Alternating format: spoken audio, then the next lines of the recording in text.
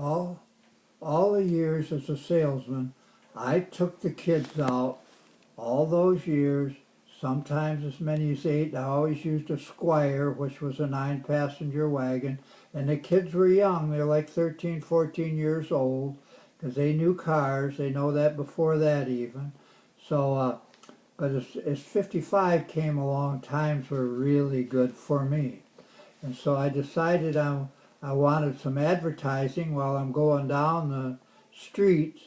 So I took the rear seat speaker and wires, and I hooked them up to an outside speaker and put it on the fender of the car. And I could also talk through that if I wanted to ask somebody, will you buy a car from me or something?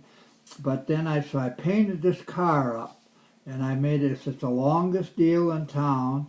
And so this picture was taken by the Ford Engineering, used to be by the old Ford Rotunda on Schaefer, by the steel mill. That was their engineering department. So anyway, I got this car going, and this was a nice advertising for me, because when I go down the road, they'd see me coming. They'd know I wasn't somebody that they didn't want to talk to. People who want to talk to me more than I'd want to talk to them. But then this worked out real good for me. But after having it for about a year, I took this car to start with just a plain car, because I need to do a lot of advertising on it. So what I did is I put moldings on it that looked like a Fairlane 500. It was a Fairlane, the cheap one. And so I'd have more room for paint. And then I painted the dog on it, and then the name on it, and the longest deal in town in the middle there. And so people liked it. They liked it real well. In fact, I was going down one of the roads near Central, and a milkman was working the doors, and I seen the horse turn backwards. They had a horse and cart that they had the milk in, and that was the old-time milkman. And so the horse turns around in the stanchions and looks back at me and took off. And because I had the music playing on the speaker, so that it attracted attention. So the milkman came down. I remember I said, "Get in, we'll catch it." So he got in the car, and we followed. So they go back to their barn where they come out of. They call it the barn because there was horses to pull them. And I remember as he kept, every time go around the corner, you go, "Ooh," because he thought it was going to tip over with all that milk in there.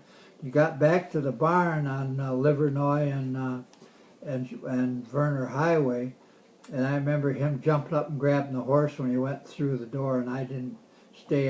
Didn't feel like I should. There was people around, so I left. But that was a kind of a bad day for me, to see that milkman grabbing that horse and going in there. And boy, he was really shook up. So he had to do his whole whole route over that day. But that was the dog car, and it worked out pretty good. Then when I loaned it to a guy one day, and he wrecked it. He rolled it over. Nobody cared about somebody else's car. But I look in the background here at the engineering, and I see there's a 40 Ford there, and all the older cars. They must have been there for some kind of experiments, because that 40, this was 55, and that was a black 40 Ford sitting there. And so I know that, but that was engineering, and they were testing different things.